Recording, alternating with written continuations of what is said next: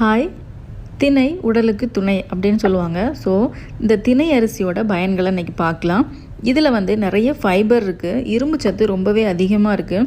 அது மட்டும் இல்லை, கால்சியமும் இருக்குது. உடம்புக்கு தேவையான எல்லா சத்துக்களுமே இதில் இருக்குது.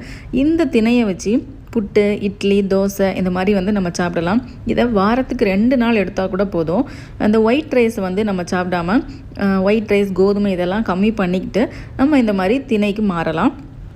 ஹெல்த்தியாக வெயிட் லாஸ் பண்ணணும் அப்படின்னு நினைக்கிறவங்க இந்த திணை அரிசியை தாராளம் யூஸ் பண்ணிக்கலாம். இது க்ளூட்டன் ஃப்ரீ தான். இன்னும் நிறைய பெனிஃபிட்ஸ் இதில் இருக்குது. இந்த திணை அரிசி வச்சு நான் நிறைய வீடியோஸ் அப்லோட் பண்ணியிருக்கேன். எல்லா ரெசிபியும் ட்ரை பண்ணி பாருங்கள்.